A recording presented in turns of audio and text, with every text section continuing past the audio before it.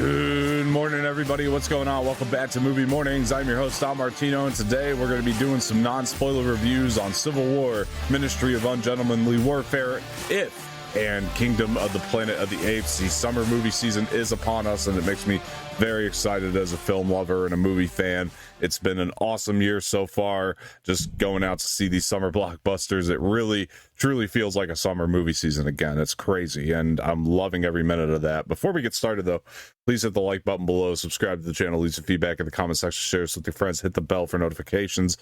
Always helps. It's always much appreciated. Sitting here with me is Mr. Jose Espinel. Jose, how's it going? Hey, what's up, man? I'm just excited to be here, be back. You know, it's been a minute. A lot of movies that we need to get through, and I'm just excited to get into this season of the summer that's going to have just a lot of interesting movies to talk about and review. Yeah. No, I mean, I'll tell you, I really feel like we're in the heart of it because, like, it has just felt the most like a summer movie season I think it has in a few years. Like, honestly, just because there more is than that, probably like seemingly like a plethora of releases this year, and like they all feel like actual summer movies, not that we haven't had any period, but just in general, this is the most I think we've had, and it's been interesting with these latest two. It's If and Planet of the Apes. I mean, those two just feel like movies that you would see in the summertime back in the day.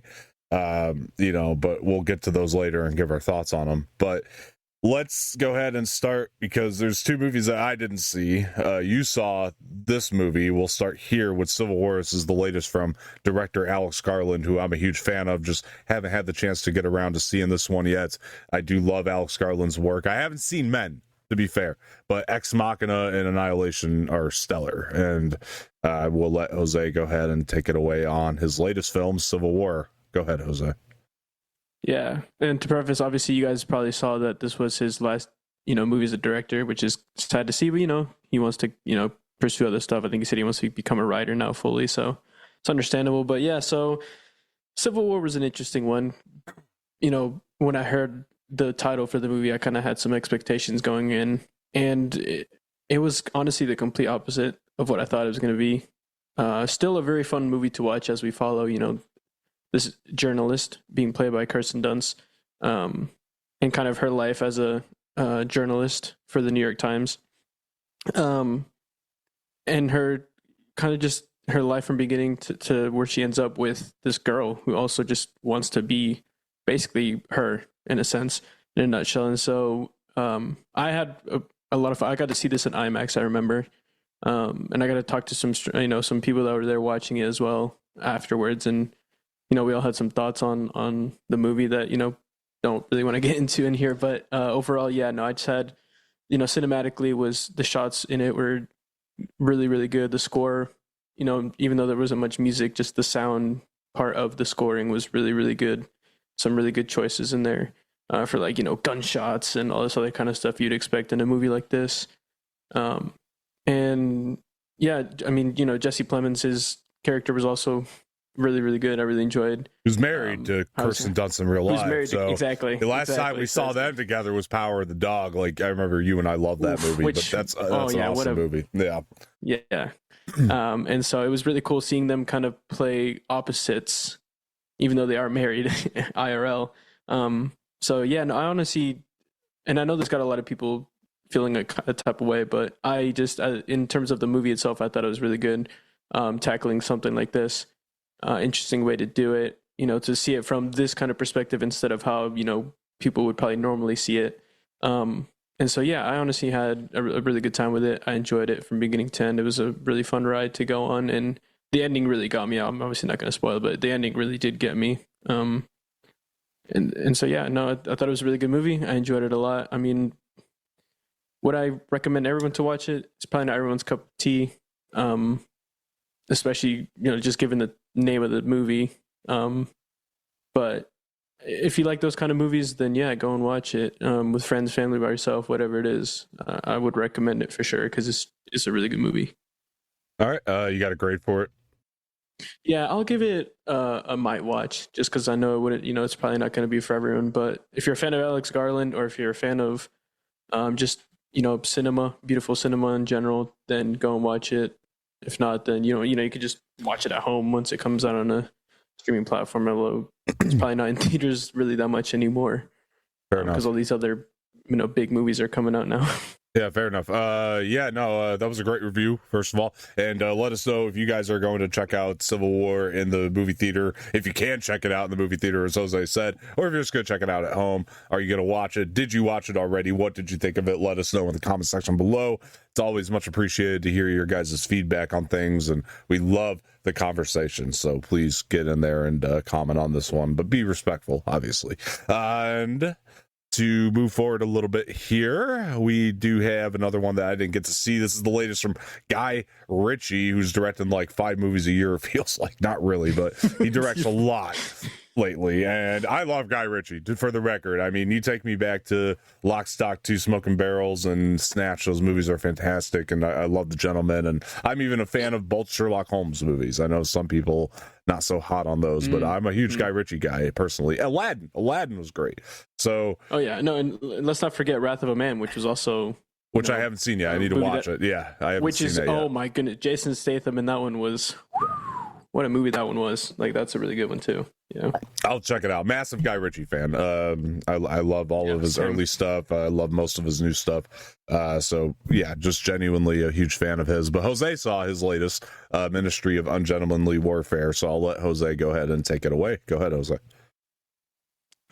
So let's start by saying that the casting in this was crazy. I mean, the people that Guy Ritchie got to, I mean, it just goes to show that people still want to work with this guy, because the movie ideas that he comes with are just like incredible. Well, you got like Henry Cavill, right? And then Alan Richardson. Yeah, Alan Richardson. Yeah, he's coming up. Yeah. Henry Golding. Yeah, people I love. Yeah, I mean, yeah, exactly. So it's just like, and Elsa Gonzalez, who I might have seen previously in something, but I just can't remember. She was also really good. This whole movie, loosely based on a true story. Obviously, this follows some declassified files from Winston Churchill, who, if you guys didn't know, was Prime Minister of England back in World War II during the Nazi time and all that. So this follows, obviously, that time when the Nazis were kind of very prevalent. They were prominent. They're taking over like all these different countries, making them part of Germany, Soviet Germany at the time. Follows them trying to win over Germany, the Nazis, by hiring this ministry of people who are kind of known for not being not the nicest or the most of not doing crime. These guys are all just like criminals and just love killing and all that. So they hire these guys and women to kind of just get one up on the Nazis and keep England for themselves. So that they're not taken over by the Nazis. And so honestly, this movie, it being from Guy Ritchie, you're expecting gore and violence and just humor, all that stuff. Like, I got all of that from this movie. It was so good, I had to see it twice in the theaters. And yeah, honestly, like, everyone in this, Henry Cavill, Alan Richardson, Henry Golding, all of them, they were all just so good, man. The characters they played, they all had their own different styles and lifestyles that they all kind of lived that came and meshed pretty well together as a team in this movie. The cinematography was great. The music choices in this was also really good. Storyline was very enjoyable. I had, like, again, I wasn't really bored with any of it from beginning to end. It was just a fun ride. It was really cool to see, kind of a loose story of how this all went down way back when. And so, yeah, I just think that Guy Ritchie and everyone involved did a phenomenal job with this. All the CGI and explosions and all the, all that kind of stuff was all nicely done in this movie, and I just had a really good time with it. And I would just honestly recommend anyone who likes Guy Ritchie or just likes seeing blood, gore, violence, and just get a laugh out of a movie, I would just really recommend to go watch this movie, because it was honestly just a really fun ride. Yeah, let me ask you this now. Is this like the quick talking, heavy accent Guy Ritchie? Like, if you're watching this on a 1980s television, you need subtitles to keep up with it? Is that what we're talking about here? Like, because that's the movie for me then. Okay, I'm looking for that. No, yeah, it is. Okay. It is for sure. Perfect. It's just like, it's like prime Guy Ritchie nowadays, which is just what I loved so much about this movie as well. It's why I had to see it twice in theaters, because it was just that good. honestly. Perfect. All right, awesome. All right, guys. Sorry, did you grade? You didn't grade that yet, did you? No, yeah. So I mean, this one I would definitely give low end of must watch. I mean, it's not obviously like one of those. It's like, whoa, it's insane. But I mean, I just had a fun time. I feel like a lot of people have a fun time with this. Yeah, I'll definitely give this a must watch. Watch this, and if you still, obviously, again, like if you still can't see this in the theaters, go with your family, go with some friends, boyfriend, girlfriend, whatever. You can even go watch by yourself. It's a fun time. Honestly, I just recommend everyone to go and watch this.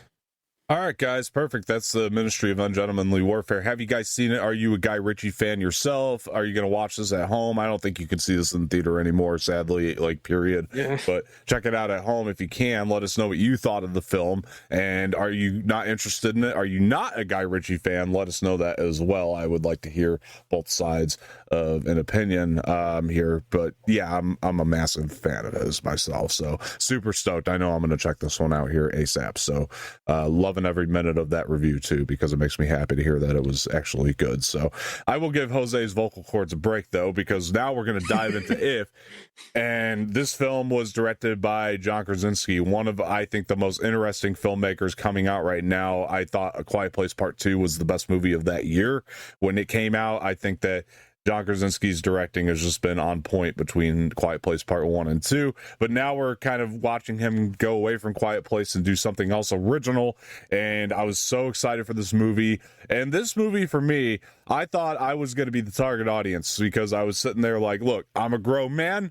You know, I need my imagination back sometimes in my life, and come on, John, just show me the imagination as an adult. And I was really looking forward to this. And basically the premise is that you got Ryan Reynolds and this young gal whose name I forgot, the actress, and she meets Kaylee Fleming. Kaylee Fleming, thank you. And Kaylee Fleming's character meets Ryan Reynolds in the film, and not the real Ryan Reynolds, but the character he's playing. And she basically has to take these imaginary friends with him. They partner up to try to get them back into their homes. There's a little bit more going on in the backstory of Kaylee Fleming's character I don't want to get into, because I don't think John wants it spoiled, because it wasn't prevalent in the trailers. So other than that, that's really all I'm going to say without spoiling the film. Is that is the setup, that's the premise, is getting these imaginary friends back to or getting them friends again, basically, and making them whole again. And I was really looking forward to this. Like I said, I think John is one of the most exciting filmmakers ever to come up. This cast is stacked. You got Steve Carell, Emily Blunt. I'll go on and on. I can't name them all. It would take too long. Aquafina, Bradley Cooper. Yeah, like there's so many. Stacked. John Krasinski himself. One of the most stacked castings I've seen for a movie. Honestly, that just shows you like how many people just love working with this guy. Yeah, I mean, it's just crazy. And that's the thing about like John Krasinski, is like, I don't just love him as a director, like I love the dude, you know what I mean? Like the dude seems amazing. And that's one of the things I just love about him so much. And yeah, so this movie, you know, I was really looking forward to it, and man, I gotta tell you, I did not like it. I thought I knew that was coming. I thought this was a miss, man. I really did. And I hate to say it, because it's just, oh man, dude, do I love John Krasinski, and I love the intention behind this movie. And I gotta say, like, this movie doesn't feel like bad, as far as like, it's not terrible, you know what I mean? Like, it feels like he was trying to make something, and like he went very ambitious with this one. And just unfortunately, it comes off to be very boring and very dull. Like, this feels like a case of you could do all of the things, and sometimes it just doesn't land. That's my opinion on it. And man, it sucks, because like I thought the young gal Kaylee Fleming is amazing. She is like knockout in this movie. Like, I'm not kidding you, a star. Like 100% going to be. She's going to be massive 100%. In the next 3 years. I guarantee this movie still gets her hired for roles. Like, despite 100%. You know, the poor execution of the film. Like, I think that her acting is going to get her roles. And somebody else that's in this movie, by the way, is Fiona Shaw. I had no idea, and I was happy to see her, because I thought her presence made a lot of sense for the story, like the character that she plays in the movie. And there's something that they try to do with that character that just misses for me completely. I think it just falls flat on its face with Fiona Shaw. And it could have been like this really amazing moment. Now, I will say, I think that there are two great sequences in this film. And one of those sequences is like it's the dance number that you see in the trailer. I think that sequence was so well executed. I was like, that's super charming. Like, it really works in the movie. Just that sequence there. And another sequence that is, it's more of an emotional sequence. I don't want to get into the spoilers on it. I was like, okay, the execution of that one worked, but then there are other emotional sequences that they try to hit that I just feel like fall flat. And I don't think the jokes are funny. I don't know. I don't know. I don't know. Sorry, John. I don't think the jokes are funny. And like, I hate this because, like, again, like, I love John Krasinski. It's really hard to be mean about something that he made because the guy is just so awesome. And I'll go watch the next thing that he makes because, again, I think that this was made with the best of intentions. You know, I really do. I don't think that this was some, like, I don't think that this is a case of like Hollywood put this out knowing it was bad. Like, there's a lot of those, you know, like, I think that they thought that there's a chance that this would land with people. And I think John probably felt the same. I know he made this movie as a love letter to his children. So I hope that they liked it. I really do, for his sake. That's all I really care about. I hope they liked it. For myself, it's not for me. I don't know what to tell you. It just, to me, it doesn't land. And I think it's messy too. It feels very messy to me. Like, I think that there's just a lot of scenes that just feel, but not messy in the sense of like it's not Madam Web. You know what I mean? Like, it feels like this movie is trying. Like, it really does. Like, it feels like this movie is very much trying to be good. And Madam Web doesn't feel like it's trying to be good to me. It feels like something that like everybody gave up behind the scenes. This film is like, it's actually shot very well too. Let me throw that out there. Like, the cinematography is beautiful in this movie.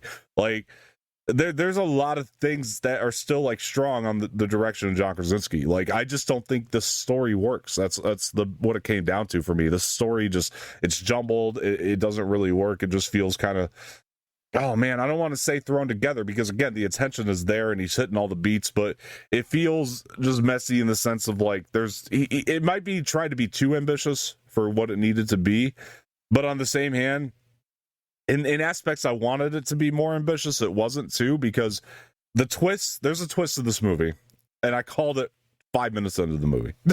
Like, I knew exactly what it was going to be because it just went for the most obvious twist ever. I'm not going to say what it is. And I called it. I also think, like, oh man, Ryan Reynolds, by the way, could have really, and I'm not saying this is like a bad performance. He services. I think he did exactly what he was asked to do. I just think Krasinski could have asked him to throw a little bit more of that Ryan Reynolds pizzazz and magic onto the performance, and it maybe would have livened it up a bit. And the movie just, it needs more life. You know what I mean? The movie just needs more life in general, and I feel like it just doesn't, because again, like I said, that dance sequence number was fantastic. Like, it was shot well, directed well, the whole movie shot well, but this one was like, it just felt like everybody was having fun and it was a blast. And like, this movie just didn't feel like, I hate to say it, but like, it didn't feel like anybody was having fun making this, you know? Like, not that they didn't care. There's a difference between caring about something. I think everybody was like given what they were supposed to give, but it just felt like for some reason the fun wasn't there, and I think it just needed to be a little more fun. That's me, and sadly, it's like, and I'm okay with like emotional, dramatic stuff. Don't get me wrong, because like I said, one of the other great sequences was a very emotional scene where you just watch two actors have a conversation, basically, and it's like, damn, it's so good, that scene.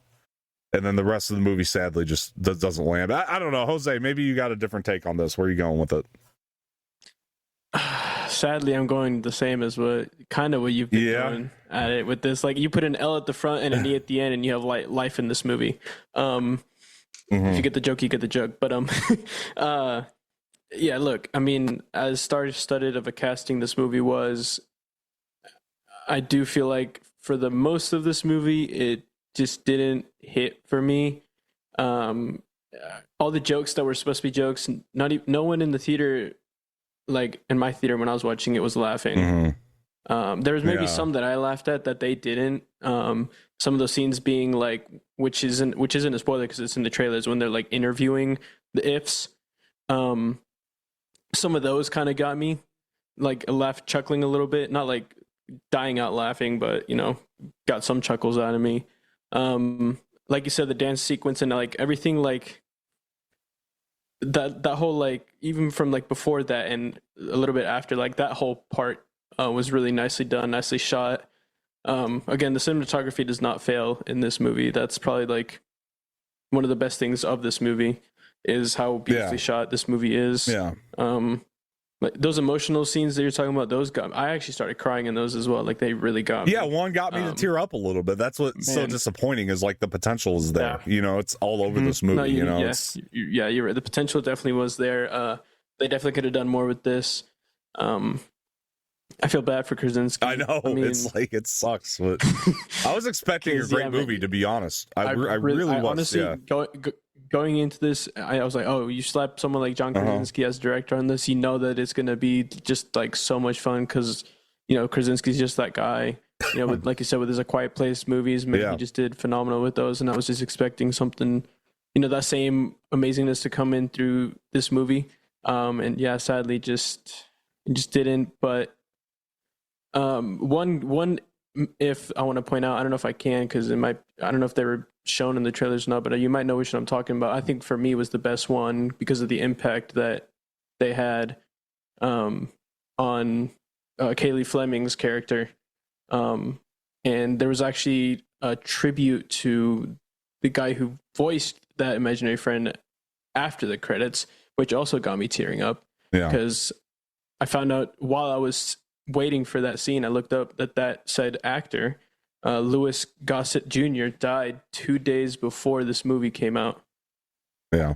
Or two days after this movie came out, which, man, that's right. That's right. Up. We actually talked about that on the show, I feel like, but maybe I'm wrong about that. But yeah, I do remember that happening. Yeah. Yeah. That also got me, man, it was just so sad. But that the character he voices really got me as well. I think he was probably the best besides Ryan Reynolds. Like Ryan Reynolds was good, but I feel like he, like you said, could have definitely done more. I think he was doing everything he was asked to do. That's the thing. Yeah. Like I don't think like. I mean, his character really did get me too, though. I mean, I feel like he did like. What he didn't work for me, but go ahead. What he was set to do, I guess, really more of towards the ending is really where he got me, which is why I feel like it's sad because he could have definitely done way more in the beginning and in the middle. But yeah, no, I mean.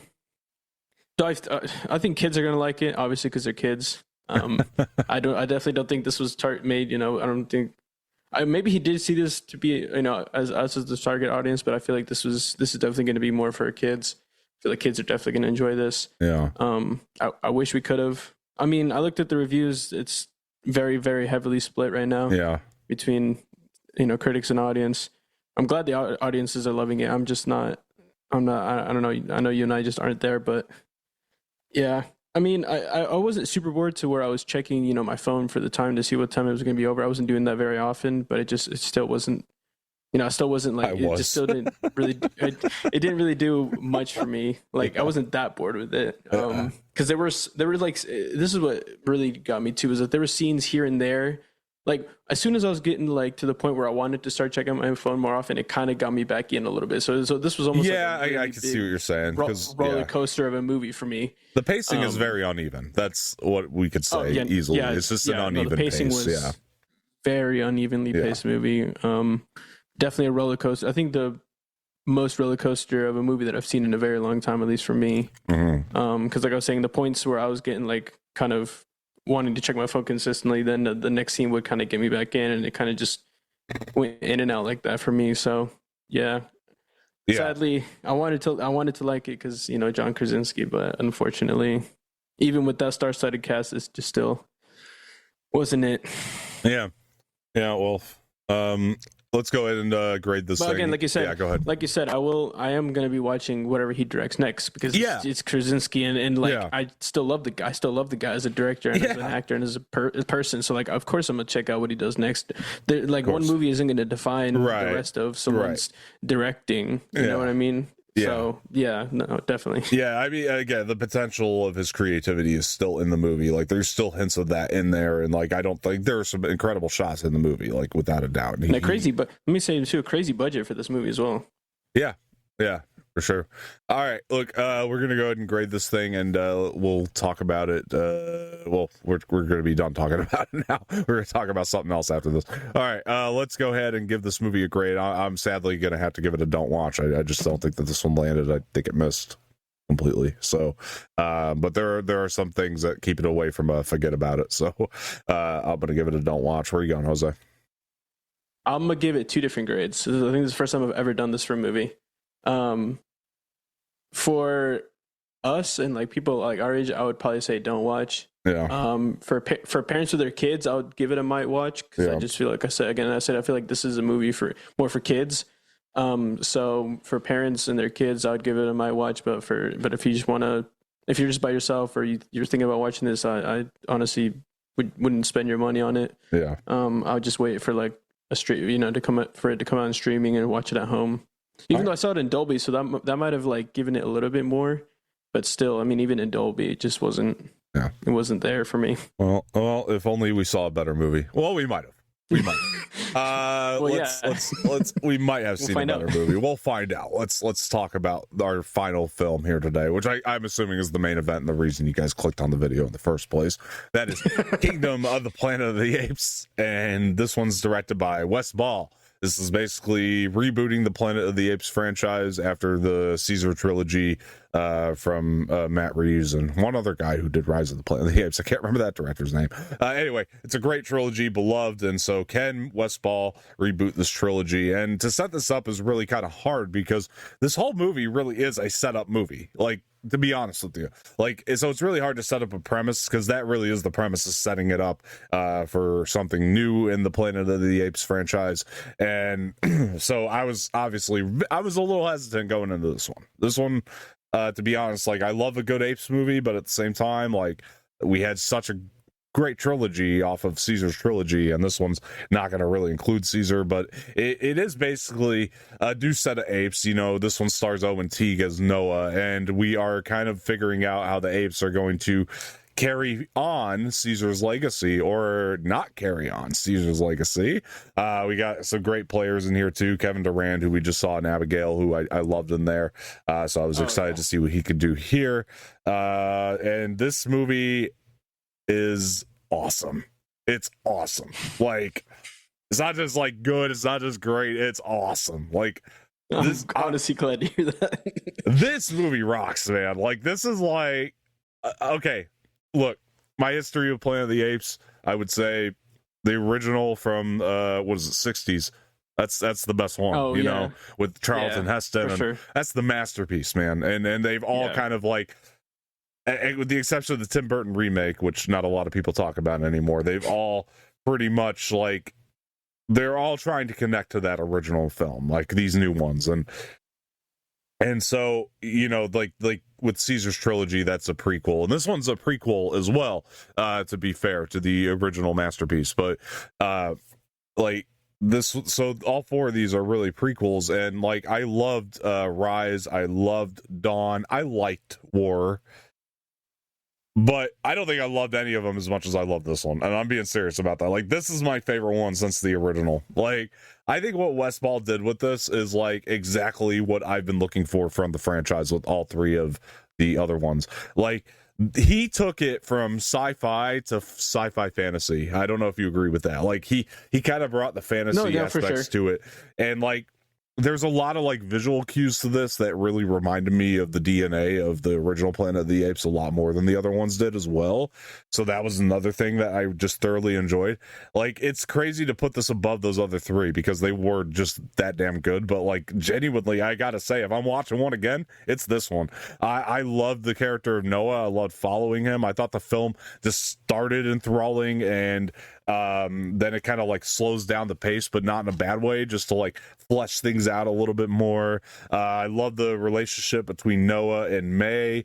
And like, if I had like one complaint, like one gripe, it's like the pacing sometimes it's a little too slow. Because it does feel a little uneven, but nothing at the rate of If, which we just reviewed, like, but like there's just times, there's a couple times maybe it could have just, but it finds its footing every single time, and just like it feels like it really does get better and better and better as it goes. Like, that's one of the other things about the movie. It keeps ramping up, and then once you're at the finale, it's like, holy shit. Like, I just loved everything here, and I think it's shot beautifully. I think the score is incredible. I think that the sound design is it's some of the best I've heard all year. And I'm just sitting there like in awe, like for the most part. And like the thing I like, especially once we were getting toward the ending of it, or the third act, like the thing that kept coming to my mind was Star Wars. I'm like, what? Sign up West Ball to do a Star Wars, because they're wanting to do like post Rise of Skywalker stuff. If they don't take notes about what West Ball just did to reboot Apes after such a great trilogy, I don't know what you're doing. Because or just get West Ball in general to do your post Rise of Skywalker Star Wars stuff. Like, I think that this guy just figured out a way to reboot the franchise while paying homage to the other ones and making it feel all connected with not a lot to work off of. That's what West Ball did. That was brilliant. They should get the guy who did the music for this one to also work on that movie. I feel like whoever did the music for this movie, I feel like works very closely with West Ball. I feel like they're like if you have West Ball, you have the guy who did the music for this. I feel like they're like a package almost. Yeah, like this movie, you know how it reminded you of Star Wars. You know what this movie was consistently reminding me of was Assassin's Creed. I can see that too because of the riding horses, having the eagle. Well, yeah, production and design in general. Sky, the production design of this was I can see that.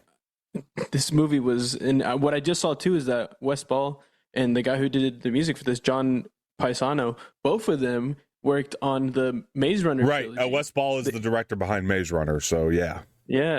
Which, I mean, once I saw that he did the Maze Runner movies, I got even more excited for this movie because underrated I love the trilogy, Maze Runner by the way. Yeah, underrated trilogy. 100%. In my opinion. I love that trilogy. Oh my goodness! And John Paisano did incredible with the scoring for Maze Runner as well, and did even better with this one. Like the score, man. If you guys know me by now, I love analyzing scores in films because that's what I want to do. Yeah. And man, this score was absolutely beautiful. It just fit so well with the movie. West Ball did incredible directing this. May's character was just Fran Allen was very good in the movie, like very good. Man, yeah, she incredible. Her character from beginning to end in this movie was incredible. Owen Teague voicing Noah, incredible. Like his journey was awesome as well. It was. I think I'd have to agree with you. Like between the Caesar trilogy and this one was definitely like my favorite as well. Yeah. As much as I love the trilogies, this one just topped it in levels that like I didn't think was possible, because the one thing I did was I rewatched the Caesar trilogy. I think it was like 2 days before I went to go watch this movie, so I had like it really fresh in my brain. Mm-hmm. And yeah, man, this movie was just like went to levels I didn't think was possible. I mean, Kevin Durant as Caesar was just amazing, man. He really, really did that like Caesar character justice. It was amazing. Proximus Caesar, Proximus Caesar, right? Yeah. No, it was just all really good. All the apes, everyone who was voicing was incredible. Emotional at times. This was an emotional roller coaster from beginning to end. Emotions were being tugged. And honestly, I just can't wait to see what the next movie brings, because I'm not going to spoil, but the ending kind of, I think most people going into this know it's going to set something up, right? Like, I think that's fine. And but what I liked about that ending is like, it's still, to me, like, even though it does end in an open-ended place, it really works as like a singular art piece. Like, don't get me wrong, I want to see more. But like as a singular Apes movie, it still really works for me. Like if this is the only one we got, I would still love it just as much. And like I'd want more, don't get me wrong, but like if we didn't get more for whatever reason, like I'm okay rewatching this one for sure. But I definitely want more, because I did love spending time with these characters, and it does end at a place where you're like, damn, I could just keep going on, like keep the movie going, and I would still watch it, because it like I feel like with that ending we're gonna have at least 2 more movies after this, because I feel like the way that it ended, there's just like theories in my head where like a lot more is gonna happen. It's gonna be crazy. And yeah, man, I think this was the movie so far that's been like wow for me. Like I really, really want to go back and watch this again. Oh, I want to see it again too. There's just too many movies coming out right now that I want to try to get out there this week and see this one again at some point, because it really was that good. And it was so good. It's not Dune 2, but still very good. Obviously. which is still being shown in AMC, which is crazy. That is crazy. Yeah, it is crazy because I just picked it up on 4K. So yeah, Dune 2. I was about to say this is a movie that I would definitely get like the 4K for. Yeah, sure, no, 100%. it's great. This movie's. It's great. Man, what a movie! Like, it's my favorite great, since honestly. The original masterpiece. But like, that's my journey. It's not going to be everybody's. It just spoke to what I like most about Apes. You know, like I'd have to agree for sure as well. Honestly, as much as I fell in love with Caesar in the whole trilogy, great. This was just like.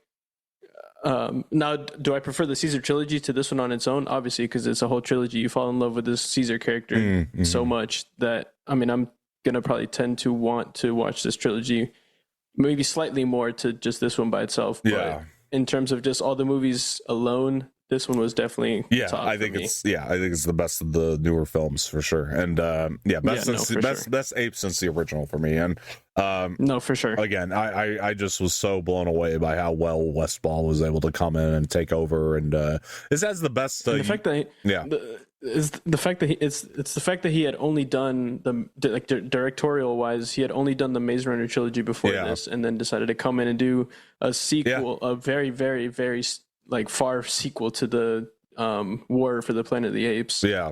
And just absolutely killed it. Like, it knocked it out of the park. Yeah, I really love this movie. Did. And this one is very good. Like I said, my only issues is just a couple pacing things, but it's all in the first act. I can see that. Yeah, it's all in the first act. No, for sure. And it's what's crazy? Yeah.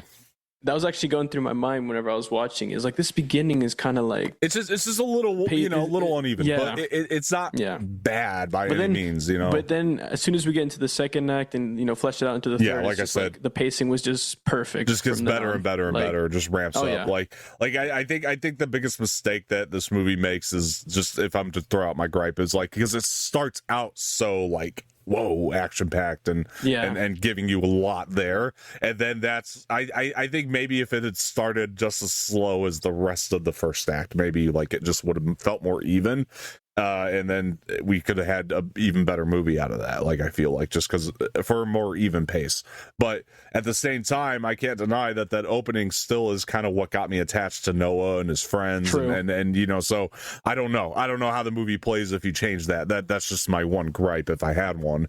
And the other thing I just remembered that really got me emotional wise was I'm not gonna spoil it, but I mean you'll know which scene it is when a certain, I guess, quote unquote ape goes. I think you know which one I'm talking about. Like, yeah.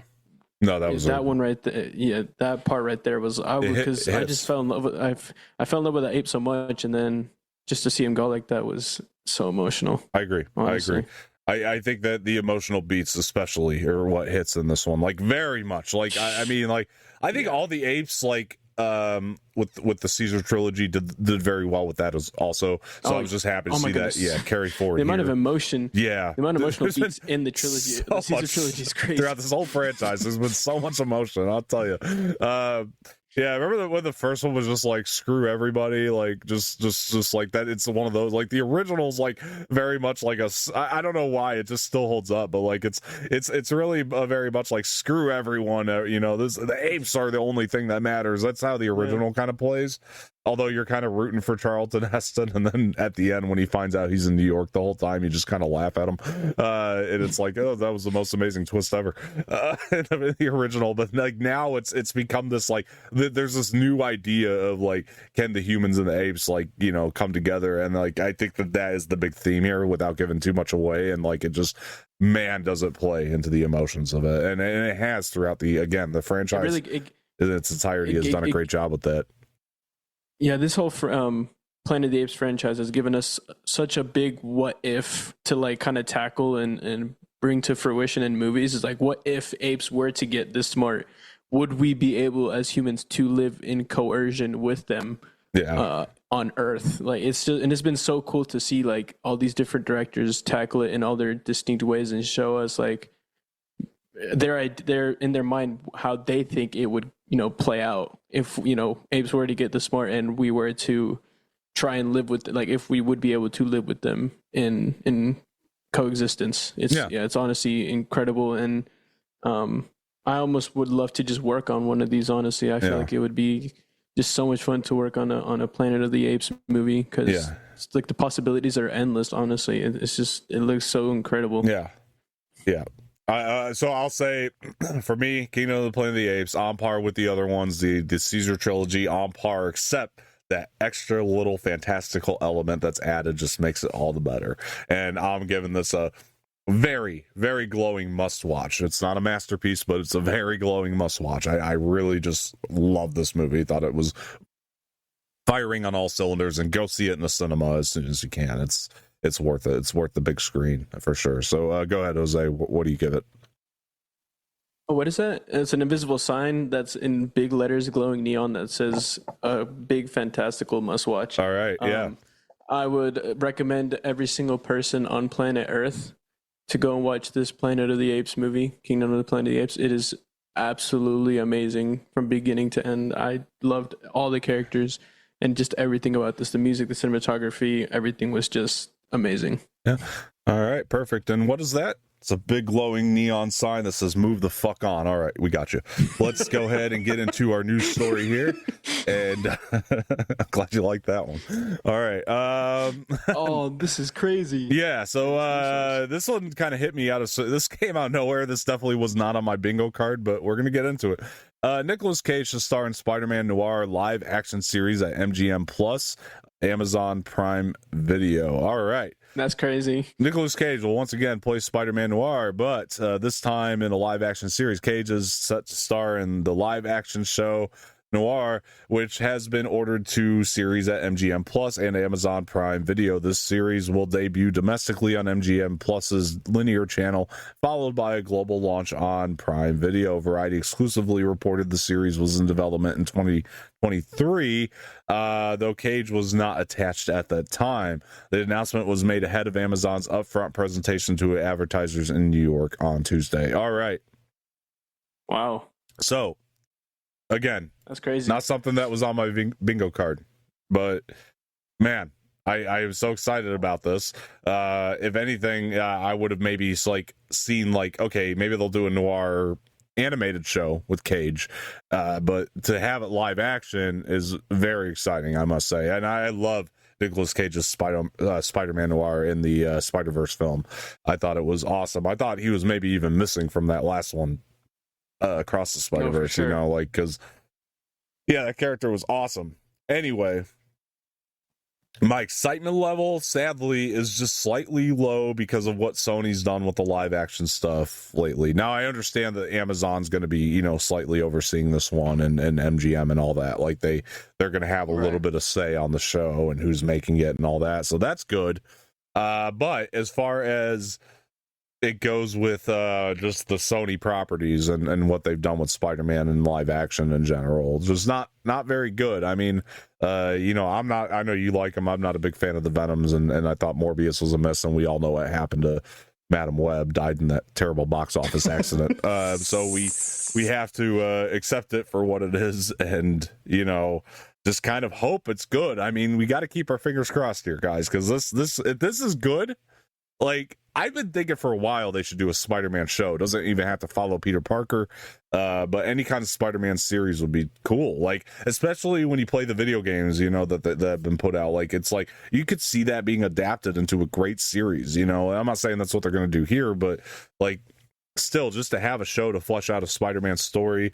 For me, I just hope it's an origin story. I want this guy explained. I want to know why he's so damn dumb in the movies, but yeah, I think that this is fine. It's just an unexpected announcement, but I can't say I'm not excited at all. I don't know, Jose, what do you think? Go ahead. Being a Nicolas Cage fan from his other stuff, I'm excited for this. I agree with you. I do think that this is going to be an origin story of Spider Noir. It's going to be events and stuff that's happened before he got, I guess, recruited into the Spider-Verse by the other Spider-Men. Now, the fact that this is live action kind of scares me. It would have been cool to see, if this would have been animated, like an animated series of Spider-Man, but yeah, still excited. I'm kind of scared. The other thing I'm kind of scared about is how Nicolas Cage is going to perform as a Spider-Man in live action. Because I'm obviously guessing he's gonna have like stunt doubles for when he is actually like swinging in his Spider-Man suit and stuff. But yeah, I think this will, and if this is good, this will kind of not fully, regain trust in Sonyverse stuff, but it'll kind of help that's a good there. point. That's a good point. Like if they could hit this could start to bring back the excitement for Spider-Man because, properties like you said, outside of Morbius and Madame Web had fatal accidents in the box office. And Venom, the two Venoms, as much as I like them, I have to say that they're not like the most popular. I feel like I'm kind of in the minority with the Venom movies. So I mean, they're not really on a hot track right now, Sonyverse, with their movies. So like I said, if this show does really well, then it won't fully revive the Sonyverse, but it'll help it kind of get back on track to full revival. For all future projects as well to come from the Sonyverse. So I mean, I'm excited. I can't wait to see, what the show entails. It's going to be cool to see Nicolas Cage come back as Spider Noir, and just in general. Because, he's been on a pretty good track right now in terms of what he's been doing. So I have full faith in Nicolas Cage. Yeah, one of those things where it's like, do I have complete faith? No, but curiosity is definitely going to get the better of me on this one, and I'm going to check it out. Curiosity killed the cat. Yep, that's true. That's very true. So we'll see how this goes, guys. I mean, I'm very interested in this, and let us know what you think of this story. Are you excited for Spider-Man Noir live action series? We definitely want to hear your thoughts on that in the comments below. Let's move on to this story here. Let's talk some box office before we get out of here today, or before we move on to other things anyway. Let's go ahead and talk some box office. John Krasinski's If debuts to number one with a soft 33 million. So I gotta say though, surprise me. And to be fair though, like I gotta say though, like there were a lot of kids there, at my screening. So to see this go to the number one spot, I had a ton. But to see us go to the number one spot doesn't surprise me at all. Like honestly, just because of all the kids. The amount of kids that are gonna, the parents are gonna take their kids to go and watch this. Like, it doesn't surprise me that it's at number one, because again, like I said, I feel like this movie is more for kids anyways. Yeah. So, I mean, let's go ahead and read the article, because there's like a little bit of a mixed bag here going on, I think, with it. But okay. So they updated it recently. They're saying not exactly the opening weekend that dreams are made of, but let's talk about it. So director John Krasinski's If, a fantasy comedy that promises your imaginary friends from childhood are real, fell slightly short of box office expectations with 33.7 million, below Sunday's estimates, 35 million. Heading into If was expected to bring at least 40 million in its first weekend of release based on Friday's turnout. It looked like If would open to 30 million, but projections were revised after Saturday's strong showing. Ticket sales were enough for first place, and decent for an original PG family movie, but it's a wobbly start for a movie that costs 110 million to make. 100%, and many millions more to market. It collected an additional 20 million overseas for a global total of 55 million dollars. The good news for Paramount Pictures, which distributed If, is that audiences dug the film, giving it an A cinema score. Ideally, it'll have staying power like recent original kid-friendly movies, including Migration and Elemental, which managed to keep selling tickets months after their debuts. But while those films had relatively clear runways, If will compare. That's so hard to say for some reason. If will compete. Jeez, I can't read today. If will compete next weekend with another family film, Sony's animated The Garfield movie. That's correct. So that's the thing here, right? Is I gotta say, if we're talking like Hollywood release strategies, I do find this to be one of the more dumb release strategies ever, because we do have Garfield coming, and that's Chris Pratt. That's box office's golden boy. You can't put Chris Pratt in a movie without making $1 billion. And that's coming out in 3 days, so like it has to compete with that. It's crazy. That's what I mean. It's like, and that's if you look at the track record of Chris Pratt, he's the biggest movie star in the world right now. Between the Jurassic films, all three of those made $1 billion. The Guardians movies have all done extremely well, not $1 billion, but have come close. And then you also have the Super Mario movie. Mario made $1 billion. You know, so Chris Pratt's one of our biggest movie stars right now. He's coming out in a Garfield kid-friendly family movie. People are going to go see that in droves. Just because Pratt's in it. Yeah. He's been killing it with the voice acting and animation right now, man. He's just like that guy right now. Yeah. I mean, the one exception was Onward, which was affected by COVID. That was affected by COVID, though. Let's remember that. Like, that came out as the theaters were closing. So that I don't even count that as far as like what potential I was gonna say, if that would have gone to theaters, it definitely would have made money. It wouldn't have made $1 billion, but it would have made its money. It did go to theaters for a short time. Yeah, short time. First of all, you have two huge stars in Tom Holland and Chris Pratt voicing in that movie, so that alone is going to get you people to go and watch it. And I love the movie personally. I thought Onward was great. I mean, I still haven't seen it, even though I've heard nothing but good things about it. It's great. Watch it. Yeah. And on top of the fact that it's also Disney, and Disney just is notoriously known for always making big banks on their animated movies. Yeah. So Onward definitely would have made a crap ton of money in the theaters if it had the regular release schedule. I think so. Because of COVID, it didn't get that. So at the time, Pixar was hitting too, like every movie. Yeah. So no facts. I agree. But yeah. So back to this article when it said, you know, how was it Elemental and Migration had like really good, runaways or whatever. Yeah, like they kind of started out down, but they built. But I don't think that this is the same thing. I don't agree with that. No, definitely because for me, I actually really enjoyed Elemental a lot more than this one. I feel like the emotion in Elemental to me was just like so much better than the one here in If, even though it did also get me. I just feel like in Elemental it built so much better than in If. Well, yeah, it hit more. Here's the other thing too. Like I think when Elemental came out, like it had competition for sure, but okay, let's look at this from a live action perspective. Let's look at that's the other thing too. Is they're trying to compare apples to oranges. Right. They're trying to compare Migration and Elemental, that are both animated movies, to a live action movie that uses CGI to bring these ifs to life. So it's like, and I'll say this: like I'm not. I'm going to speak like, again, this is not a very good comparison if we're talking the types of movies, but like, I hear me out because I'm going to get somewhere with this. Look at Mission Impossible. Let them cook. Last year. Like Mission Impossible to me was easily one of the best movies to come out that year. Like it's so good. It's one of the best of the franchise. Like maybe not as good as Fallout, but it was still like a very good movie and should have had audiences there. But look at the way these blockbusters come out. Everything is sandwiched together. That's my point with If, is like, all right, you're sandwiching this thing. Now, granted, this thing dethroned Apes as far as like it took it out of its number one spot, but at the same time, like Apes overall, I think is still going to make more money. You know what I mean? Because like it had a weekend beforehand to have some legs to it, and now it's got some legs on top of that weekend. So you're adding legs there, and then also when you're looking at next weekend, which we have Garfield and Furiosa. You're telling me If has a chance? I don't think so. I just don't think, and that's not me insulting, because we already said my feelings on the movie. My feelings on the movie aside, this just isn't a family film that's going to appeal to people, despite the A cinema score.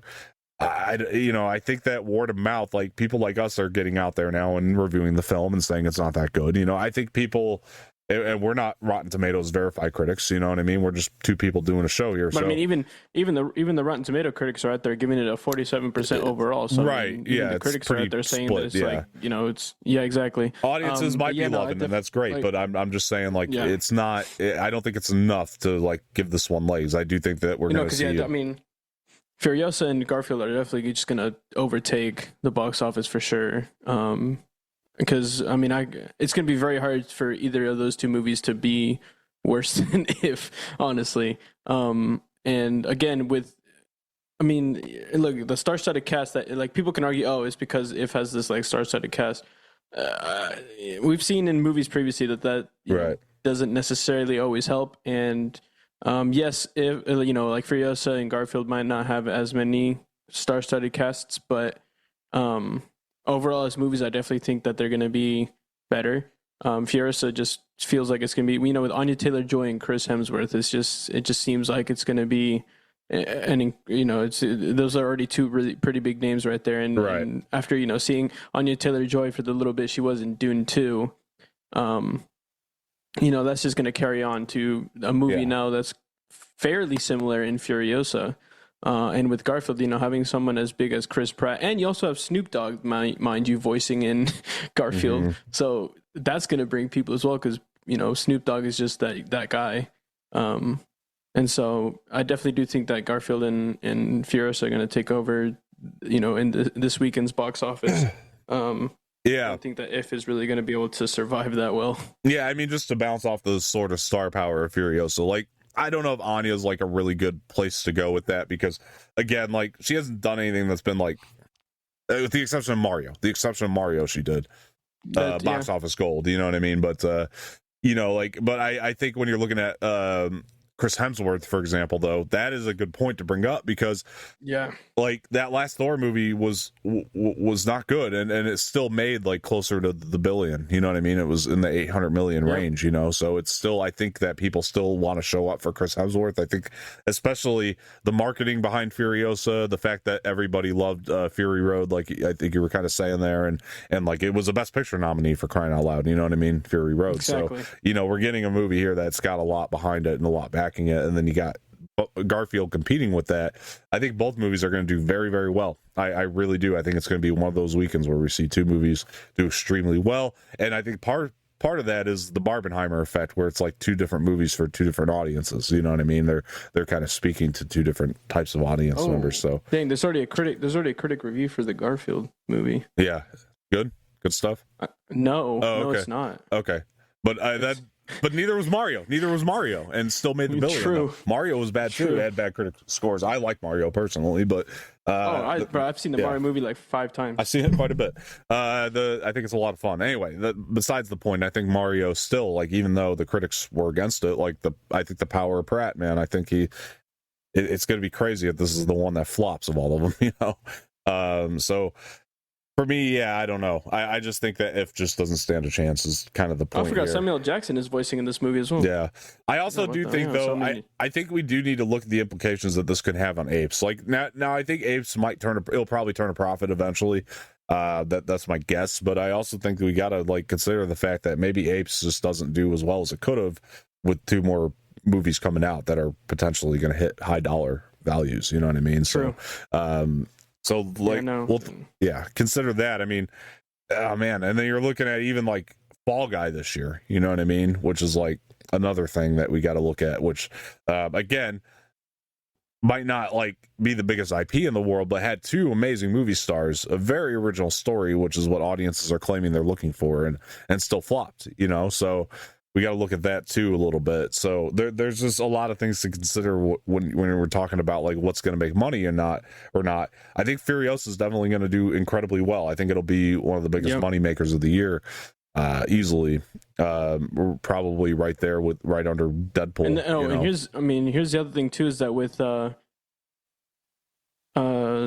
Despicable Me 4 comes out 2 weeks after these two, so and that's going to do wild. I would imagine, based on how the last few did, I think that's going to be one of the biggest movies of the year too. So exactly, man. So all these that's the thing when it comes to talking about this stuff, is just like this summer is like one of the most insanely high movie summers I think that I've seen in a very, very long time. Yeah, like the amount of big summer movies coming out this summer is absolutely crazy, because then in the middle of June, you also have Inside Out 2 coming out, which is going to do a ridiculous amount as well, just because people are anticipating the sequel from the first one with all these new emotions. And so, like, it's just there's just too many movies come out in the summer that have such big names and expectations. Despicable Me 4 with Illumination, Inside Out 2 with Disney and Pixar. Yeah, this Garfield movie because everyone loves the fat, hungry cat.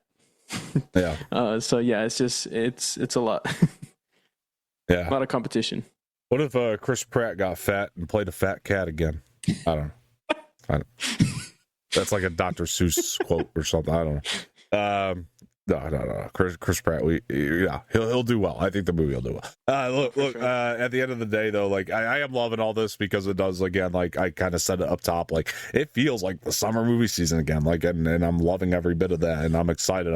I'm more pumped on movies now than I have been in a little while. So same. It's starting to come back around. I mean, we're getting some good ones too, man. Like they're not all going to hit, and that's as expected. That's just how it goes, but hang on one second as I re-plug my headset back in. But anyway, sorry, that's how it goes. Just sometimes they're not going to hit, sometimes they are, and that is what it is. So look, Bob's your uncle. Yeah, exactly. So look, guys, let's let us know what you think is going to be the biggest movie of the summer. Do you think that If even stands a chance right now?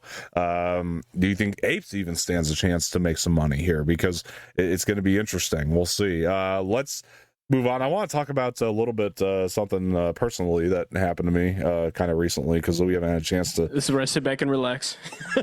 No, we just haven't talked about Pittsburgh much, because I did take a trip over there. This is where I sit back and relax. I said I'd come and update y'all, and no, I mean, this part of it's not going to be too hefty. Look, I did get to meet Anthony Michael Hall, which is pretty cool. That's almost like a lifelong dream in a way, because that guy has just been, I mean, we're talking 16 Candles and Breakfast Club, and man, I'm a fan of Weird Science. I don't know about you guys, but my gosh, Edward Scissorhands. I mean, Anthony Michael Hall is one of those actors that's just like, I feel like, honestly, had he just made one little, and this is me being honest, like one little different decision in his career, he could have been even bigger than he is.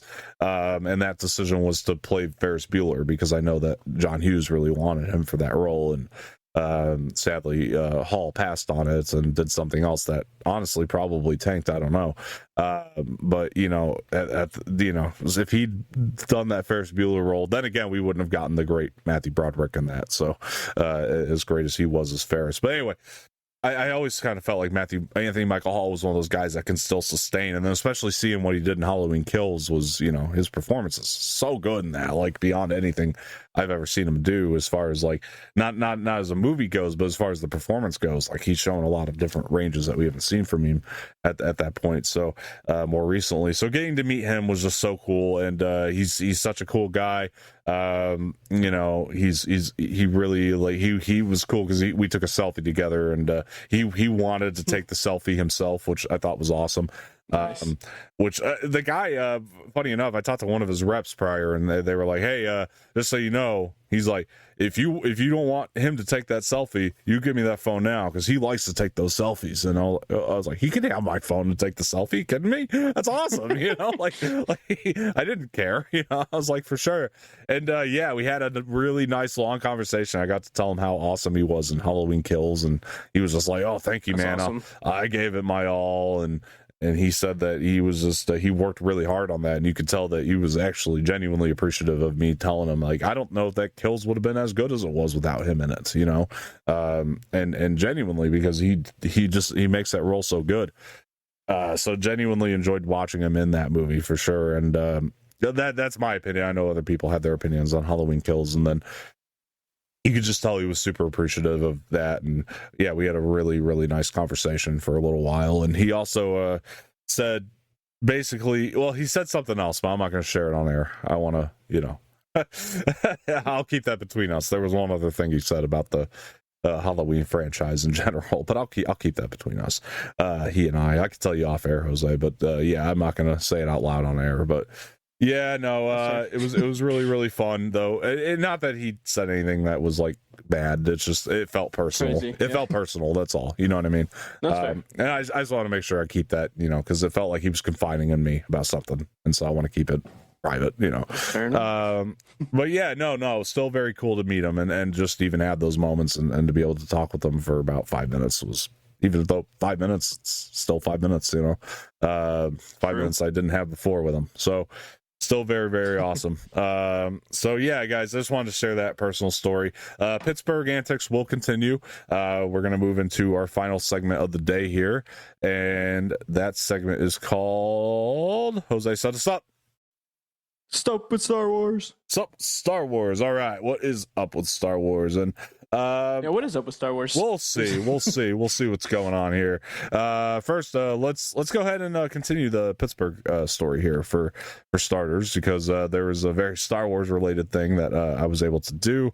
I'm jealous. It's you'll have your chance. But something that you guys may or may not know about me is I'm a huge fan of Sabine, the character. I think that is the best character from Rebels, and for a long time I stated it was like Luke Skywalker was my favorite character. You guys could probably see me on record stating that. It's like my favorite character is Luke because I grew up with him and everything. But after watching what Natasha Liu Bordizzo brought to Sabine and Ahsoka, to me that was like to me that was awesome. Like to me it just made it like it solidified her as like the best character. And even then I was kind of like weighing it out in my head, like Luke's my favorite though. Luke's my favorite. Sabine will never be my favorite. But I was like, deep down though, like Sabine's my favorite. She's crawled up. I had her at like number 2, and then she just like bumped up to number 1 after the Ahsoka series, because I love seeing the character in live action, and live action just made me realize how much I did love the character, how much development we've had for the character and all that. So for me, what I was able to do in Pittsburgh was like a dream come true. I got to meet Natasha Liu Bordizzo herself, who played Sabine, and as a Star Wars fan, meeting the person that played your favorite character is super stellar. And yeah, man, I was really, really nervous, but like I'm not gonna give the whole story, but like basically what I could tell you is that this is one of the greatest people I've ever met in my life. Like, I'm not kidding you. Like I said this, like Hayden and Rosario were awesome. Those were cool. But I'm not saying this is like a bias. Like Natasha Liu Bordizzo is like an incredible person, like unbelievably awesome, and she was so cool to meet. And I'm extremely grateful for her time. Like she'll never know like how grateful I am for that time, because man, like it made my day, made my weekend. And she is just like I said, just a stellar human, and sits there and talked with me for a while. She sat there and talked with me for a long time. She gave me a lot more time than Hayden and Rosario did. I met her on 2 different days, actually 4 different occasions, really, on over the course of 2 different days. So it was super cool to see that. But I do want to share some things that I was able to get here, which is starting with this figure that she signed for me, this Rebels figure, which she really loved, because she was like she had seen this one before. I kind of told her how it was a custom made thing, so she really enjoyed this and thought it was awesome. This one was really cool, because she did we got to see her at a panel, which was awesome, because we got to sit front row for that. And she signed my figure, Just Shadows in the Starlight. It's my favorite line from the series. If you don't know, it's the last line in the Ahsoka show, and she gets to deliver it. And I was just so happy that she signed this Kenner figure. She had a we'll call it, I don't know their relationship, but a man friend with her who was also very cool, and he was geeking out about this one. He was sending somebody out to the floor to try to find one that they were selling, maybe, even though I had to tell him the bad news. I got this at GameStop, bud. It was, not on the floor, but he really wanted that one. So he sent somebody out to get it. But yeah, this one is probably the most special to me for that reason. Well, maybe not as special as this one, because this is the first Sabine figure I've ever bought in my life, is this Black Series. And she signed this one. And I told her, like, that's the first Sabine I ever purchased. And she was like, that was the first one you ever purchased? And I was like, yeah. And she's like, how many Sabine figures do you have now? I was like, probably like 5 or 6, honestly, total. And she was like, oh my gosh. I was like, yeah, I had to. Sabine's my favorite. And she like grabbed my arm for a minute and like rubbed it for a second, and she looked like just so touched by that. And like, I love when, oh man, I don't know if I've ever had an experience like this where somebody's just felt touched by, something I said, or, anything like that, and just had a conversation with me. And we got to geek out about Ahsoka for a bit, which was awesome. Like, I told her, like, I'm pretty sure, and this is my theory, that Sabine is going to be the one to deliver that final blow to Thrawn. And then like that kind of got her a little excited. She was like, oh my gosh. She's like, I'm going to remember that. I haven't heard that before. She was like, and then her boyfriend was like, damn, Dom's a writer. I don't know if it was her boyfriend or not, whoever was with her. I'm assuming boyfriend. And yeah, anyway, but it was super cool, man. Like, she is, like, if you get the chance to meet her, I'm not joking, like, she's awesome, like, amazing, and appreciative of fans, and spent all the time in the world with me, and just, like, was, like I said, I couldn't have been more happy to meet anybody. This is my favorite. I've met a lot of people in her field, let's just say that, and at this point, and nothing compared to this, you know. I think that this girl is going to be a star. I really do. Like, I genuinely feel that way at some point in time. Might not be right now. I think she's going to be massive. I mean, she's already in Star Wars, and a big part of that. And I think that if my theory is true, I do think that Dave Filoni is building Sabine up to be his, like, Luke character pretty much, and as much as he's kind of building Ahsoka to be his Obi-Wan.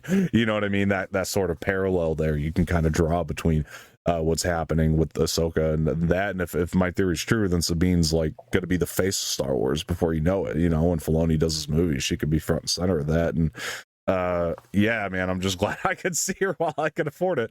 That's the way I could say it, because I think that this girl is just probably one of the sweetest humans I've ever met in my life. Like, I'm not talking just in the celebrity realm, I'm talking as a human being.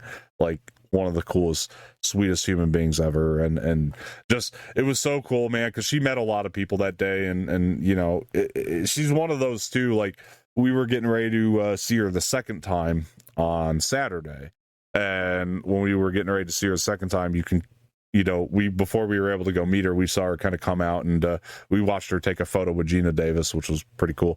But then we watched her just go around and just thank everybody in the staff, and offer pictures, you know, to everybody at the staff at the event, you know, and that was awesome. Like a lot of people, I could tell you, don't do that, and she was so professional, and just, if she keeps that up, she's going to be one of the biggest things in the world. Like, and just, like, just a wonderful, beautiful, stellar human overall, and like damn, and real, just very real. Like, there's a lot of times when you meet people in that business, you meet them and you kind of go, well, they're very nice, you know what I mean, and most of the time they are, you know, right. But you don't really know if they're like that in their personal life. I can tell you 100% without a shadow of a doubt, 100% full on confidence, there's not a sense of bullshit on this person. Like, she is stellar. She's a stellar human, and she lives her life just being one of the sweetest people in the world. I can guarantee that, and that's amazing and refreshing to see from somebody like her. You know, she really is so freaking stellar, and I'm so grateful, and even, like, you know, I met her a couple times on Saturday, and you know, she met a lot of people on Saturday, and Sunday she remembered my name, you know, and that's, like, that meant a lot, you know. Huge deal. We took quite a few photos together. Well, we took 3 photos together total. So, but still, that was very nice of her, and she's incredible. She's incredible, guys. Sorry, I don't want to, like, get choked up here, but, like, yeah, this one meant a lot to me. I'll never forget that, and I'm glad I'm finally able to share this story with you guys and the Sup with Star Wars segment on the show. And if you do ever see her in the street or get a chance to meet her, please say hello. She is amazing, incredible. All right, sorry about that, guys. A little bit of a detour from news stories and things, and things that you guys are here to hear. You're here to hear about. Here to hear. Yeah. Here to hear. All right, let's get into it. All right, so this one kind of came like a bomb, but I am very excited to talk about this story here.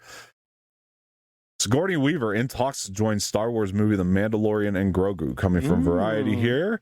The reigning queen of Comic-Con and the ultimate science fiction superstar, Sigourney Weaver might be gearing up to conquer yet another interstellar franchise. Weaver is in talks to join the cast of the Star Wars film, The Mandalorian and Grogu. Variety has confirmed earlier this year, Lucasfilm announced a standalone spinoff featuring Pedro Pascal as the stoic bounty hunter known as the Mandalorian, or Din Djarin, to keep the fans deep in the franchise, and his disarmingly charming puppet counterpart Grogu, or as he's commonly referred to, Baby Yoda. Created by Jon Favreau for Disney Plus, the series followed the odd couple as they tripes? What's that word? Holy shit, Variety. What are you doing to me? Across the galaxy far, far away, avoiding the Empire and the hell's that word? No idea. Safeguarding the Safeguarding the adorable green creature whilst forging a relationship for the ages. It's part Western, part Monster of the Week with delightful cameos from Star Wars universe, legacy characters sprinkled in now and again.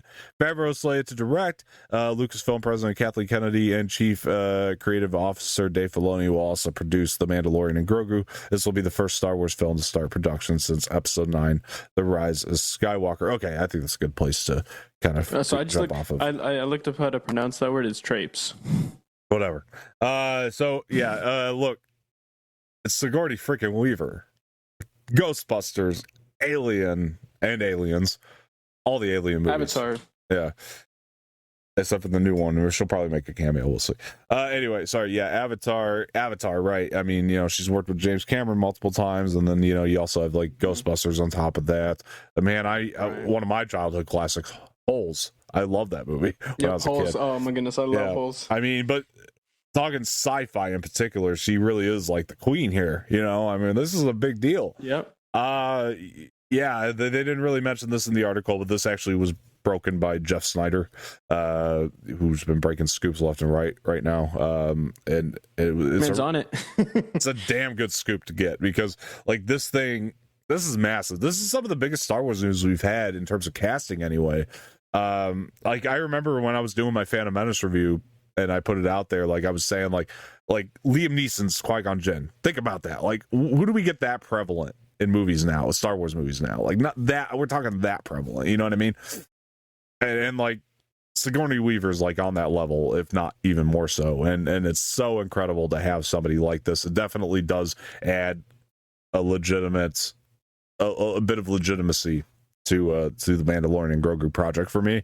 So I'm very excited for this, and man, I couldn't be more stoked, man. I mean, this is like Sigourney Weaver Star Wars. Yeah, it just makes sense, like it's one of those things that just makes so much freaking sense. I don't know, Jose, what are you thinking here? Yeah, no, for sure. Like, she, in sci-fi, she's just like so prevalent in sci-fi, and I just feel like Star Wars is like the perfect fit for her, especially in a movie like this, because looking at Sigourney Weaver, she almost reminds me of the lady that used to always take care of like Grogu when Mando needed like. Yeah, a lot of people have been bringing that up, like that there's like maybe a connection between those two. But anyway, go ahead. Yeah, they look very similar. So I mean, if she was to play, like maybe the actress that was playing her previously couldn't anymore in this movie, and maybe they got Sigourney to fill in for her. I don't see it. And even if it's not, whatever she plays in this, I know she's just going to do a phenomenal job, because I mean, it's Sigourney flipping Weaver. Like, yeah, she's such a prevalent actress. She's just so good in what she does. Every role that she's played, it's just been incredible. Don't even get me started on her Avatar character, like Grace. Come on, it's just like such an iconic character. I love her so much. And I honestly this gets me like even more excited for this movie. The fact that Sigourney Weaver is like a part of it. Yeah, no, for sure. I mean, they were, like people were bringing that up, like that I see the similarity in look, but I don't think that we should necessarily think like she's definitely going to play, like some relation to Peli Mata, Amy Sedaris's character. I don't really see that. I think if you're getting Sigourney Weaver, you're going to have her play like something with like a lot of gravitas. You know what I mean? Like something like strong, you know what I mean? Like I think that, I don't know what exactly, but I think that it's going to be a bigger deal. Like, we need a villain for the film. I wouldn't be against that either. There's no real villain. I mean, Moff Gideon was killed in the last season, so who do we really have except for Thrawn, who's going to be the lingering villain, kind of in the background, obviously, Thrawn's now entered this galaxy, so that's going to be a problem. But I would like to see her be somebody that works with Thrawn more than anything, or works for Thrawn. But maybe a fellow bounty hunter would be cool too. Like, I just think it's got to be a role that's got to be strong, even if it's like a 5-minute scene, which I don't think it is. I think it's going to be bigger than that. But like, let's say she's in it for 5 minutes. It's got to be a strong 5 minutes. You know what I mean? Something that is very significant and pivotal to the movie. I don't think you just get Sigourney Weaver to just have her for nothing, and right. I would love it if she was a villain, though. I think that'd be a really cool thing to see. A villainous role would be perfect for her. I think something along those lines would be awesome. But at the same time, man, like Yeah, it's exciting. I think that it just feels like the perfect for marriage, sure. to have Sigourney Weaver enter Star Wars. I mean, it really does. I mean, Alien, to be fair, was Ridley Scott's response to Star Wars. You know what I mean? Like, he wanted to make his own science fiction franchise that was, huge, and he succeeded at that, with Alien. So, yeah, man, I really think that this is amazing. I can't think of a better actress. It's funny, I just watched Aliens the other day again, and just she's so good in that movie. She is amazing. And yeah, I love Sigourney Weaver as an actress, and this is I'm over the moon about this, you know what I mean, to have her in a Star Wars movie. I just hope, pending what the role is, because like if it is something like a Peli Mata's sister or mother or something, it's like, okay, then I'm not going to be too excited about that if it's something that's very throwaway. But, at the same time, like, it does add a bit of legitimacy to this, and it makes me feel like, oh, yeah, well, this is definitely moving forward. This is something that they're going in full fledged now. They're signing on people the likes of Sigourney Weaver. This is full blown. It's happening. There's no getting around it at this point. So, yeah, that's where I'm at. All right. Yeah. That's fair. Yeah. Perfect. I think that's really it. I mean, we did have like a new Acolyte teaser drop. I don't know, like a TV spot. Yeah. Where we got to see like a little bit of Vernestra's light whip in there, which was really cool. And there was also they did a 4K remastered trailer for Phantom Menace, which is also pretty cool to see. That was awesome too. That's a good point. I'm glad you brought that up. I was actually going to save that because we're doing a full discussion on Phantom Menace. I was going to save it for that, but we could talk about that a little bit here too. Yeah, because I do got to say that was really awesome to see that remastered trailer for it, because it really preserves the film. You know what I mean? Like, that was the last Star Wars film to be done not digitally. Well, until the sequels in Rogue One, they did those on film as well. And Solo, I think they did on film. They went back to film for those movies. I would love to see them go back to film for this Mandalorian and Grogu. They probably won't, though, because that'd be sick. I think the point of doing Mandalorian and Grogu first is to make money off something that they didn't have to spend a lot on, so they're probably going to use the volume stage to do a lot of it, and that is what it is. It's fine. It's a smaller project. But yeah, no, anyway. But seeing the preservation of the film in this 4K remastered trailer for Phantom Menace was like, damn, why can't we get this version of a 4K in general? And you got Puppet Yoda in there. It's not the CGI one. It's awesome to see. It really is. And it really did remind me more so of what it was like to go back and watch that for the first time in the movie theater, even though I did get to go back and see it in the movie theater again. We'll talk about that more. I got to watch it for the first time in theater. Yeah, that's going to be cool to talk about in our full-blown discussion that we got coming up here. But yeah, man, I'm super excited about this trailer, and I also think that this new little TV spot got me a little more excited for Acolyte. I can't lie to you. Like, I think I actually didn't get to see that yet. I need to watch that. I haven't seen it yet. Oh yeah, the light whip is very cool. That was something that was I remember that in the High Republic books that I have read with Vernestra in them. Her light whip is a very cool thing. It's basically her lightsaber can like bend and do all sorts of cool shit. That's crazy. It's neat to see. And I also think like you really got a sense in this new TV spot for the performances that are going to be in there. There's one scene between Lee Jung-jae and Mandela Stenberg in there that's like, that's actually really powerful. Like it really made me feel like the show's just a little bit more legitimate. Like no offense to it so far, I just really loved seeing what we got to see here, and just thoroughly enjoyed every bit of it. And yeah, man, I'm super excited for Acolyte now, and I can't wait for it. And hopefully it's coming right around the corner here too, so we'll be talking about that show a lot on here. That's like next week. Yeah, let me bring that up here really quick. Let me address that, and this applies to Star Wars mostly, but it also applies to other things on the channel too, because I've been wanting to kind of announce this somewhere. Not really an announcement, but just like an amendment that we're making to the channel here really quick. Thoughts on segment. It's not gone per se, but I'm not going to be using it to do episodes every week anymore. We talk about the Star Wars stuff here. I'm sure when House of the Dragon comes out, we'll talk about it every week here. So you know what I mean? Things, the big shows, we'll talk about them here anyway. So I'm not really looking to use the thoughts on section unless something comes up that is like a massive deal. Like, let's say it was like that 5th episode of Ahsoka where we got to see Anakin again. Well, that was the water cooler talk of that week. That would obviously be something I would want to use thoughts on for. You know what I mean?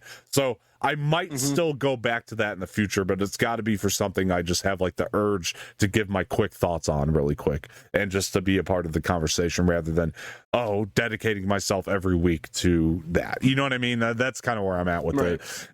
It was the upkeep on that. I don't have the time. It's just too much. And again, we're already like with Bad Batch, we talked about it here. You know what I mean? So we're already getting into things here. So anyway, I wanted to kind of throw that out there, talk about that a little bit, and just let you guys know, because you'll probably see right now, I think it's gone from the channel. If I haven't gotten rid of it, it will be gone. So I wanted to just address that really quick up front here and just go over that. Furthermore, as we already kind of mentioned, we are doing a full-blown Phantom Menace discussion. You guys could already check out a review I did on my own for that, but it was a little bit shorter than what we're going to be doing with it's going to be myself, Jose, and Josh Richards is going to be joining us for that one. So make sure you guys check that out. Whatever day this is airing, that should come out the day after or 2 days after, or one of the two. So we'll see. But yeah, I just want to let you guys know everything that was going on, and we hope you guys can join for the fun. And let us know what you think of Phantom Menace all these years later, and all that. So we'll get into that anyway. We're gonna pretty much wrap it up here. Jose and I think want to go get something to eat really quick, maybe, or just take a little break. But all right. Thank you guys so much for joining, and we are gonna be doing a lot of fun things coming up in the future. So be sure before we go, like the video, subscribe to the channel, leave some feedback in the comment section, share this with your friends, hit the bell for notifications. You guys can find me on Twitter at Dom_Martino_ on Instagram Dom_Martino_ official. Jose, before they go, where can people find you? Yeah, you guys can find me on Instagram, Twitter, and TikTok at Type1Latino, all lowercase, all together. Perfect. You guys can find me on, or I already said where you can find me, but you guys can follow the Extract Media pages on Twitter at Extract Media Blog, Instagram Extract Media Blog as well. We want to thank you guys so much for joining in on the discussion and the comments and everything. Let us know what you thought of the movies, the topics, and personal stories we told and all that kind of stuff. It's always fun to interact with you guys. A lot of you guys have been showing some real support in those comment sections, and we're loving it. And we really want to keep that going. The engagement really actually does help this channel, believe it or not. So it is much appreciated to know that we are talking to somebody. All right, guys, without further ado, I've been Don Martino. That's been Mr. Jose Espinel. This has been another episode of Movie Mornings, and we will talk to you guys later. See ya.